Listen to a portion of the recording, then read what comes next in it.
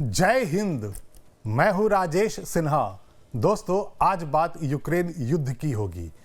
आज बात Vladimir Putin की होगी, जो रशिया के राष्ट्रपति हैं, और जाहिर है आज बात होनी है यूक्रेन के राष्ट्रपति जेलेंस्की की। आज जो मैं नई जानकारी आपके लिए लेकर आया हूं, वो पुतिन के माथे पर जो चिंता की गहरी लकीर गहरी होती जा रही है उसके बारे में है। व्लादिमीर पुतिन, जब दो शब्द आप सुनते हैं तो आपकी जेहन में एक ऐसे राष्ट्रपति और एक ऐसे राष्ट्र का इमेज उभर कर आता है जो बहुत ही शक्तिशाली रहा है, सुपर पावर रहा है। व्लादिमीर पुतिन के पास दुनिया का सबसे बड़ा परमाणु बम का भंडार है। 5000 से ज़्यादा परमाणु बम उनके पास है। अमेरिका से भी ज़्यादा परमाणु हथियार रूस ने बना रखे हैं। तब भी सवाल यही उठता रहा है, आज भी यही सवाल पूछा जा रहा है कि जब इतना शक्तिशाली राष्ट्र है रशिया और व्लादिमीर पुतिन इतने शक्तिशाली राष्ट्रपति हैं, तो 4 वर्ष से ज़्यादा हो गया है यूक्रेन का युद्ध, वो जीत क्यों नहीं पा रहे हैं। लेकिन आज की जो कहानी है, जो मैं आपको बताने आया हूं, वो उससे बिल्कुल उलट दिख रहा है।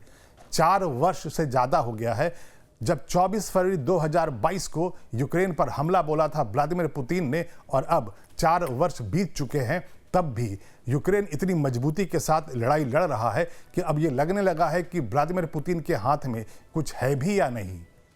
कहा तो ये भी जाने लगा है कि अगर ऐसे ही चलता रहेगा तो व्लादिमीर पुतिन ये युद्ध हार जाएंगे। और इसीलिए मैंने बैकग्राउंड में यहाँ पर पीछे लिख रखा है, युद्ध हारने वाले हैं पुतिन। लोग ये सवाल पूछ रहे हैं कि अगर 4 वर्ष से ज़्यादा हो गया है और यूक्रेन जैसा एक छोटा सा राष्ट्र जो कि रशिया के सामने, रूस के सामने कहीं ठहरता ही नहीं है, तो वो 4 वर्षों से ज़्यादा से इतनी बड़ी लड़ाई लड़ क्यों रहा है और लड़ कैसे रहा है। अब बात सिर्फ लड़ाई लड़ने की ही नहीं है। यहाँ पर जो अब नए अपडेट्स आ रहे हैं वो और भी पहले से ज़्यादा बदलते हुए सिनारियों की तरफ इशारा कर रहे हैं। मेरे कहने का मतलब साफ है कि जब युद्ध चलता है तो दोनों तरफ से हमला और पलटवार होता है। और 4 वर्षों के अंतराल में दुनिया ने शुरू में यही देखा था, शुरू के वर्षों में यही देखा था कि व्लादिमीर पुतिन ने यूक्रेन को ऑलमोस्ट बर्बाद कर दिया था। शायद ही कोई वहाँ कोई सिटी रही होगी जहाँ बर्बादी का मंजर आज भी नहीं देखा जा रहा है। लेकिन हाल के महीनों से और हाल के हफ्तों से जो जानकारी निकल कर आ रही है यूक्रेन के युद्ध से, वो लग रहा है कि अब यूक्रेन भारी पड़ने लगा है रूस के ऊपर, व्लादिमीर पुतिन के ऊपर। नई जानकारी यह है कि आजकल जो हमले का जो पैटर्न है यूक्रेन के राष्ट्रपति का, यानी कि जेलेंस्की जिस तरह से हमले करवा रहे हैं, उसमें थोड़ा बदलाव उन्होंने किया है। आजकल लगातार वो हमले ऊर्जा के इंफ्रास्ट्रक्चर पर कर रहे हैं रूस के अंदर। और जो नई जानकारी जो मैं आपके लिए लेकर आया वो यही है। अभी चंद घंटों पहले की ही बात है, यूक्रेन की तरफ से इतना भयानक हमला रूस के ऊपर हुआ था, और वो भी 2 ऑयल रिफाइनरीज पर उन्होंने हमला बोला है। और उससे जानकारी ये निकल कर आ रही है, उससे कहानी ये बनकर निकल रही है कि व्लादिमीर पुतिन के लिए ये मुसीबत पहले से ज़्यादा बड़ा हो गया है। आपको यहाँ पर यह बताना बहुत ज़रूरी है कि व्लादिमीर पुतिन के पास जो रिसोर्सेज का जो यानी रेवेन्यू जनरेशन का जो सोर्स है युद्ध लड़ने के लिए या रूस को चलाने के लिए, वो ऑयल है। यानी वो ऑयल की मार्केटिंग करते हैं, सप्लाई करते हैं, दुनिया भर के देशों को वो तेल बेचते हैं, गैस बेचते हैं। और इसीलिए लगातार अब जो हमले जेलेंस्की करवा रहे हैं, कर रहे हैं, वो उनके ऑयल इंफ्रास्ट्रक्चर पर कर रहे हैं। ताज़ा हालात में जो जानकारी है वो यही है कि 2 बड़े ऑयल रिफाइनरीज पर अभी यूक्रेन ने हमला बोला है। और वो हमला इतना भयानक था, इतना बड़ा था और इतना सटीक पड़ा रूस के ऊपर कि रूस के राष्ट्रपति को ये अब कहना पड़ गया है कि वो बहुत जल्दी हो सकता है कॉम्प्रोमाइज़ कर लें, बातचीत के टेबल पर आ जाए और यूक्रेन के युद्ध को वो खत्म कर दें। कहा यह जा रहा है कि पुतिन ने अपने हालिया इंटरव्यू में ये कहा है कि मॉस्को एक मुश्किल दौर से गुजर रहा है। आपको ये याद दिलाना भी बहुत ज़रूरी है कि जब 2022 में 24 फरवरी को हमला बोला था व्लादिमीर पुतिन ने, तो उन्होंने टेलीविज़न पर आकर देश को संबोधित किया था। हालांकि वो जो मैसेज था वो पूरी दुनिया के लिए था, अमेरिका के लिए था और ख़ास करके नाटो के सारे देशों के लिए था। अपने उस टेलीवाइज्ड एड्रेस में पुतिन ने यह धमकी दी थी कि ये यूक्रेन और रूस के बीच का युद्ध है। अगर इसके बीच में कोई भी तीसरा राष्ट्र आता है, नाटो आता है, तो वो इसे सीधा हमला मार लेंगे रूस के ऊपर। और उन्होंने धमकी ये भी दे दी थी कि अगर ऐसा होता है तो वो परमाणु युद्ध से पीछे नहीं हटेंगे। ये उस दिन की बात है, यानी कि 2022 में 24 फरवरी को जब उन्होंने हमला बोला था तब उन्होंने ये बयान दिया था। आज 4 वर्ष से ज़्यादा हो गया है। अब व्लादिमीर पुतिन ये कह रहे हैं कि मॉस्को एक मुश्किल दौर से गुजर रहा है। उनका ये कहना है, एक इंटरव्यू में उन्होंने भी ये कहा है कि हम समस्याओं को देख रहे हैं और उनका जवाब दे रहे हैं। इसका क्या मतलब है? वो ये कह रहे हैं कि जो समस्याएं आ रही है यूक्रेन के युद्ध में, यानी यूक्रेन के हमलों की वजह से, हम उसे देख रहे हैं और हम उसका जवाब दे रहे हैं। इसका मतलब साफ है कि अब व्लादिमीर पुतिन पहले की तरह ऑफेंसिव नहीं रह सकते हैं। शुरू के सालों में उन्होंने खूब हमले किए, बर्बादी की यूक्रेन के अंदर में, लेकिन 4 वर्षों की लड़ाई में उनका जो सैन्य साजो सामान है वो भी बहुत कुछ खत्म हो चुका है। जो रूस की जो सेना है, उसके सैनिक है, उनका मनोबल भी टूट रहा है और हर एक सैनिक को यही लग रहा है कि जब हम यूक्रेन को भी नहीं हरा पा रहे तो हम किस तरह के सुपर पावर हैं। और यही वजह है कि अब व्लादिमीर पुतिन लगातार दबते जा रहे हैं और उनकी जो आवाज़ निकल रही, उनकी जो बात निकल रही है, वो अब ऑफेंसिव नहीं है, डिफेंसिव हो गई है। और वो कह रहे हैं कि हम समस्याओं से घिर गए हैं, हम समस्याओं को देख रहे हैं और हम उसका जवाब दे रहे हैं।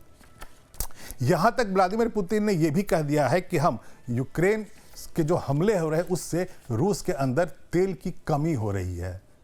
ये बहुत अद्भुत है। यूक्रेन ने चूंकि लगातार ऑयल रिफाइनरीज पर हमला करना शुरू कर दिया है रूस के ऊपर, उससे जो ऑयल का जो बिजनेस है या ऑयल का जो इंफ्रास्ट्रक्चर है रूस का, वो हिल गया है। तो आइए आपको डिटेल में बताता हूं कि आखिर अभी पिछले 24 घंटे में और 48 घंटे में वहां हुआ क्या है और ऐसा क्या हो गया है कि व्लादिमीर पुतिन ये कहने को मजबूर हो गए हैं कि हाँ, अब मुश्किल दौर से वो गुजर रहे हैं। यानी उन्हें बहुत जल्दी एक फेस सेविंग फार्मूला चाहिए होगा और जिस तरह से डोनाल्ड ट्रंप ईरान के युद्ध से हार करके एक फेस सेविंग फार्मूला निकाल करके वापस युद्ध से चले गए हैं, हो सकता है व्लादिमीर पुतिन को यही लग रहा होगा कि अब एक ही रास्ता बचता है कि कोई एक फेस सेविंग फार्मूला निकाल लिया जाए और इस यूक्रेन के युद्ध से रूस को वो बाहर निकाल ले। सबसे पहले मैं आपको जेलेंस्की जो राष्ट्रपति हैं यूक्रेन के, उनका एक्स पर जो पोस्ट आया है वो मैं पढ़कर सुनाता हूं, फिर मैं उसे एक्सप्लेन करता हूं। लिखते हैं यहां पर जेलेंस्की एक्स पर, our warriors began Ukraine's constitution day with great accuracy. यानी कि यूक्रेन का कॉन्स्टिट्यूशन डे था और उन्होंने कहा कि उनके योद्धाओं ने इसकी शुरुआत बड़े अच्छे तरीके से की है। Last night our long range sanctions reached 2 oil refineries in Russia. लिखते हैं यहाँ पर जेलेंस्की कि उनके 2 लॉन्ग रेंज वेपन थे जो बहुत दूर तक मार कर गए रशिया की धरती पर, और वो उन्होंने टारगेट्स किया था 2 ऑयल रिफाइनरीज के ऊपर। The Slavyansk oil refinery in the Krasnodar region was hit about 300 kilometers from the front line। यहाँ पर जेलेंस्की ये लिख रहे हैं कि बॉर्डर, यानी जो कि यूक्रेन और रूस का जो बॉर्डर है, वहाँ से 300 किलोमीटर अंदर, रूस के अंदर उन्होंने सीधा टारगेट बोला और एक ऑयल रिफाइनरी है स्लावियांस्क ऑयल रिफाइनरी, उस पर उन्होंने सीधा टारगेट कर दिया। दूसरा वो लिखते हैं, we also reached a refinery in the Yaroslavl region approximately 700 kilometres from our border. यानी कि वहाँ पर यूक्रेन के राष्ट्रपति ये बता रहे हैं दुनिया को कि पिछली रात हमने ऐसा भयानक हमला किया है रूस के ऊपर, उसकी 2 ऑयल रिफाइनरीज पर हमने टारगेट कर दिया है, और वो भी रूस के सीमा के अंदर, एक 300 किलोमीटर तक अंदर जाकर और एक 700 किलोमीटर तक अंदर जाकर। इसका क्या मतलब है? इसका मतलब साफ है कि रूस अपनी सीमाओं की रक्षा पूरी तरह से नहीं कर रहा है। अगर एक लॉन्ग रेंज वेपन से हमला करता है यूक्रेन, एक बैलिस्टिक मिसाइल से हमला करता है, एक ड्रोन से हमला करता है, तो उसको रूस की सेना रोक नहीं पा रही है। और अगर 700 किलोमीटर अंदर घुस जाता है कोई ड्रोन जो चलाया गया था यूक्रेन की तरफ से, और उसे अगर रूस की वहाँ शक्तिशाली सेना नहीं रोक पाती है, तो जाहिर है चिंता की जो लकीर है माथे पर व्लादिमीर पुतिन की, वो गहरी होगी ही। तो जो 2 ऑयल रिफाइनरीज की मैं बात कर रहा हूँ, एक 300 किलोमीटर अंदर बॉर्डर के रूस की धरती पर और दूसरा 700 किलोमीटर अंदर रूस की धरती पे हमला हुआ था और किया था यूक्रेन ने, और इससे अच्छी खासी बर्बादी भी हुई है। और इसीलिए बार बार अब ये कह रहे हैं व्लादिमीर पुतिन कि अब वक्त आ गया है कि वो बातचीत के टेबल पर आ जाए। यूक्रेन के साथ एक फेज सेविंग फार्मूला वो निकालना चाहते हैं और एग्रीमेंट भी करना चाहते हैं। आगे लिखते हैं यहां पर जेलेंस्की यानी यूक्रेन के राष्ट्रपति, एक्स पर जो पोस्ट है मैं उसकी बात कर रहा हूं। We continue our operations that weaken Russia's ability to wage this war. वो ये कह रहे हैं कि हम लगातार हमले करते रहेंगे और रूस को कमजोर ऐसे ही आगे भी करते रहेंगे। Each of our long range sanctions means fewer resources serving Russia's war machine and another step toward peace. मतलब वो कह रहे हैं कि चूंकि हमला हम करते रहेंगे तो हम शांति की तरफ बहुत तेजी से बढ़ रहे हैं। और यही मैं आपको पहले बता रहा था कि लगातार चूंकि यूक्रेन इस युद्ध में बहुत मजबूती से लड़ रहा है और 4 वर्षों से ज़्यादा सुपर पावर रशिया से लड़ रहा है और लगातार उसकी मजबूती बनी हुई है, तो उससे अब जेलेंस्की को भी यही लगने लगा है कि अगर ऐसे ही वो हमला करते रहेंगे तो वो रूस के राष्ट्रपति व्लादिमीर पुतिन को बातचीत के टेबल पर ले आएंगे और उससे शांति हो जाएगी। आगे लिखते हैं Zelensky, we will continue to respond to Russian terror. I thank our warriors for these results. I am grateful to everyone who helps us, everyone who defends Ukraine and upholds the power of the constitution. वो कह रहे हैं कि उनके योद्धा बहुत मजबूती से लड़ रहे हैं, बहुत बहादुरी से लड़ रहे हैं और उन्हें सबको वो धन्यवाद देते हैं। यानी कि अगर यूक्रेन की बात करें, यूक्रेन के राष्ट्रपति जेलेंस्की की बात करें, तो वो लगातार इस तरह से अब हमले कर रहे हैं जिससे जो चोट पहुंच रही है रूस को, वो ज़्यादा दबाव में रूस के राष्ट्रपति व्लादिमीर पुतिन को लेकर आ रही है। यानी जो हमले अब यूक्रेन कर रहा है उसे रोक नहीं पा रहा है रूस और उसके यहाँ बर्बादी ज़्यादा हो रही है।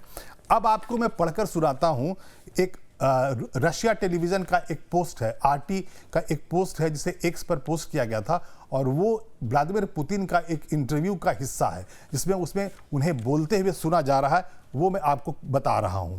उसमें लिखा है उस पोस्ट में, आरटी के पोस्ट में, no formal agreement, no signature, no documents, but we discussed a possible compromises to end this conflict. Putin stressed that while no formal agreement was signed, Russia ultimately told the US delegation, yes, we agree. बहुत बड़ी बात है ये। एक television को interview देते हुए, एक पत्रकार से बात करते हुए रूस के राष्ट्रपति व्लादिमीर पुतिन ये कह रहे हैं कि हमने जो अमेरिका का जो डेलीगेशन है उसे हमने कह दिया है कि हम बातचीत के लिए तैयार हो गए हैं और अगर एक अच्छा समझौता हो पाएगा तो हम इसके लिए तैयार हैं। हालांकि वो ये साफ तौर पे कह रहे हैं कि अभी तक हमारे बीच में, यानी यूक्रेन और रूस के बीच में अभी तक कोई भी सिग्नेचर किसी भी समझौते पर, किसी भी डॉक्यूमेंट पर नहीं हुआ है और हम लेकिन लगातार बातचीत कर रहे हैं। मतलब बैक चैनल से यूक्रेन और रूस के युद्ध को खत्म करने की जो बातचीत चल रही है उसके बारे में सेटिस्फैक्शन बता रहे हैं रूस के राष्ट्रपति व्लादिमीर पुतिन। और वो कह रहे हैं कि उन्होंने अमेरिका की डेलीगेशन को ये कह दिया है कि हम एग्रीमेंट के लिए तैयार हैं, यस वी एग्री। यानी कि जो मैं अभी आपको बता रहा था कि लगातार यूक्रेन की तरफ से जो हमले हो रहे हैं, खास करके जो ऑयल रिफाइनरीज पर जो हमला कर रहा है यूक्रेन और उसकी सेना जो कर रही है, उससे हिल गया है रूस, उसकी सेना हिल गई है और व्लादिमीर पुतिन को अब ये लगने लगा है कि अब ये युद्ध उनके काबू में नहीं रहा। जब उन्होंने 4 वर्ष पहले जब हमला किया था और जब टेलीविजन एड्रेस पर उन्होंने जो जनता को संबोधित किया था, रूस की जनता को और दुनिया को जो मैसेज दिया था, उसमें साफ तौर पे वो धमकी दे रहे थे। वो कह रहे थे कि उन्होंने ये प्लान कर लिया है, उन्हें ये पूरी तरह से पता है कि वहाँ यूक्रेन में वो रिजीम चेंज करने आए हैं और 15 दिनों में वो रिजीम चेंज कर देंगे। जब ये युद्ध लगातार खिंच रहा था तब भी व्लादिमीर पुतिन यही कह रहे थे कि उन्हें तो यही लगा था कि वो 15 दिनों में वहाँ रिजीम चेंज कर देंगे, यानी वहाँ पर जेलेंस्की को राष्ट्रपति पद से हटाकर वहाँ किसी और को बैठा देंगे। लेकिन ऐसा हुआ ही नहीं। बहुत लंबा चल रहा है ये युद्ध। यूक्रेन का जो युद्ध है वो 4 वर्षों से ज़्यादा हो चुका है और बड़ी मजबूती से यूक्रेन आज भी पलटवार कर रहा है। अब आपके मन में एक बहुत बड़ा सवाल आ रहा होगा, कहाँ रूस, महाशक्तिशाली सुपर पावर नेशन, और कहाँ यूक्रेन बर्बाद भी हो चुका है, तो आखिर वो युद्ध लड़ कैसे रहा है? यहां पर आपको बताना बहुत जरूरी है कि यूक्रेन के ठीक पीछे पूरा का पूरा नेटो है। नेटो के जो 32 कंट्रीज हैं, अमेरिका है, ये सब उसे वॉर फंडिंग कर रहे हैं, उसे आर्म्स एंड एमुनिशंस की सप्लाई दे रहे हैं, लॉन्ग रेंज वेपन दे रहे हैं। अभी जो मैं आपको बता रहा था कि जो जेलेंस्की का जो पोस्ट था एक्स पर, उन्होंने कहा कि हमारा लॉन्ग रेंज एक सैंक्शन यानी एक लॉन्ग रेंज जो वेपन था वो 2 ऑयल रिफाइनरीज पर जाकर टारगेट पर हमला करके आया है, बर्बादी रूस के अंदर ऑयल रिफाइनरीज पर करके आया है। तो ये जो लॉन्ग रेंज के जो वेपन है वो नेटो दे रहा है, अमेरिका दे रहा है, और 4 वर्षों से लगातार यही चल रहा है। जो वार फंडिंग होती है और जो सैन्य सामान जो सप्लाई करता है, जो आर्म्स एंड एमुनिशंस की सप्लाई करता है, नेटो के देश करते हैं, उससे यूक्रेन मजबूती से इस लड़ाई को लड़ रहा है। और यही वजह है कि सुपर पावर रूस के सामने वो कभी कमजोर पड़ा ही नहीं। अब आपके मन में एक और सवाल उठ रहा होगा कि भला रूस को यूक्रेन पर आक्रमण करने की जरूरत क्यों पड़ी थी? यानी कि जब 4 वर्ष पहले जब पुतिन ने हमला कर दिया था यूक्रेन के ऊपर, तो उसके पीछे का कारण क्या था? आपको ये याद दिलाना भी बहुत जरूरी है, बताना भी बहुत जरूरी है। तो हो कुछ यूं रहा था उस वक्त कि रूस के राष्ट्रपति व्लादिमीर पुतिन को यह जानकारी मिल गई थी कि बहुत जल्दी यूक्रेन नेटो का मेंबर बनने वाला है, और नेटो का मेंबर बन जाने से इसका सीधा मतलब ये निकलता था कि नेटो यानी 32 के 32 देश ठीक रूस के बॉर्डर्स पे आ जाते। जो नेटो का चार्टर है उसके आर्टिकल 5 में ये साफ तौर पे लिखा गया है, जिक्र है उसका, कि अगर नेटो के किसी भी देश के ऊपर अगर कोई मिलिट्री एग्रेशन होता है, कोई हमला होता है, कोई आक्रमण होता है, तो नेटो के सभी देश मिलकर युद्ध को लड़ते हैं। और यही नहीं चाहते थे व्लादिमीर पुतिन। उन्हें यह बिल्कुल साफ तौर पे पता था कि एक बार नेटो का मेंबर अगर यूक्रेन बन जाएगा तो वो कभी भी आक्रमण यूक्रेन पे नहीं कर पाएंगे। और इसी बात से वो डर कर और नेटो को अपने बॉर्डर से दूर रखने के लिए उन्होंने सोचा कि चलो सबसे अच्छा यही है कि हम वहाँ रेजिम में परिवर्तन कर देते हैं, वहाँ हम जेलेंस्की को राष्ट्रपति पद से हटाकर एक अपनी पसंद का राष्ट्रपति वहाँ बैठा देते हैं। और यही उनका कैलकुलेशन था कि सिर्फ 15 दिन का युद्ध होगा और वहाँ पर वो रेजिम बदल देंगे। लेकिन ऐसा नहीं हुआ था। और ठीक वैसे ही जैसा कि ईरान के महायुद्ध में डोनाल्ड ट्रंप को लग गया था, बेंजामिन नेतन्याहू को लग गया था कि वो एक बार सीधा हमला कर देंगे, वहाँ की पूरी सरकार को मार देंगे, सुप्रीम लीडर अयतुल्ला खमनेई को मार देंगे, तो वहाँ सत्ता में वो परिवर्तन कर देंगे। बार बार डोनाल्ड ट्रंप यही कह रहे थे कि वो वहाँ पर सत्ता परिवर्तन के लिए आए थे। यानी जब उन्होंने पूरी की पूरी सरकार को 28 फरवरी को मार दिया था, उसके बाद डोनाल्ड ट्रंप यही कह रहे थे कि वो खमनेई जो सत्ता है उसका परिवर्तन करना चाहते थे। हालांकि वहां भी ऐसा नहीं हुआ। अमेरिका जैसा सुपर पावर वहां सत्ता में परिवर्तन नहीं कर पाया, परमाणु कार्यक्रम ईरान का नहीं रोक पाया। और आज भी सीज फायर चल रहा है, मेमोरेंडम ऑफ अंडरस्टैंडिंग हो चुकी है ईरान और अमेरिका के बीच में। लेकिन जो पॉइंट्स जो कह कर आए थे डोनाल्ड ट्रंप, वो पूरा नहीं कर पाए। और ठीक वैसे ही यूक्रेन के युद्ध में जो सोचा था व्लादिमीर पुतिन ने, वो नहीं हुआ। और आज इसीलिए अब उनका जो सुर है वो बदल गया है। अब वो कह रहे हैं कि रूस एक मुश्किल दौर से गुजर रहा है और उन समस्याओं को वो देख रहे हैं जो यूक्रेन की वजह से पैदा हो रहा है, और उसे वो सुलझाने की कोशिश कर रहे हैं, उसका रास्ता निकालने की कोशिश कर रहे हैं। मतलब साफ है कि जैसे एक तरफ डोनाल्ड ट्रंप ईरान का युद्ध नहीं जीत पाए, वैसे ही यूक्रेन के युद्ध को व्लादिमीर पुतिन नहीं जीत पाए हैं। और अब वो ठीक डोनाल्ड ट्रंप की तरह एक फेस सेविंग फार्मूला ढूंढ रहे हैं, सीज फायर करना चाहते हैं और एक एग्रीमेंट करना चाहते हैं ताकि यूक्रेन का युद्ध बंद हो जाए। और इसीलिए मैंने यहाँ पर बैकग्राउंड में लिख रहा है, क्या युद्ध हारने वाले हैं पुतिन? यानी कि जो इंसान, जो शख्स, जो राष्ट्रपति कह रहा हो कि हम 15 दिनों में वहां सत्ता का परिवर्तन कर देंगे, 4 वर्षों की लड़ाई के बाद कह रहा है कि अब पहले जैसी स्थिति नहीं रही है, रूस मुश्किल दौर से गुजर रहा है, तो जाहिर है पूरी दुनिया यही कहेगी कि इस युद्ध को व्लादिमीर पुतिन हारने वाले हैं। अभी के लिए इतना ही। मैं फिर आऊँगा, ऐसे ही कोई रोचक जानकारी आपके लिए लेकर आऊँगा। लेकिन अगर ये वीडियो आपको अच्छा लगा हो तो आप इसे लाइक कर दें और शेयर कर दें। इस चैनल को भी सब्सक्राइब कर लें। हमारा न्यूज़ चैनल है लाइव टाइम्स, उसका ऐप है प्ले स्टोर पर, आप वहाँ जाएँ, डाउनलोड करें और देखते रहें हमारा न्यूज़ चैनल लाइव टाइम्स। तब तक के लिए धन्यवाद।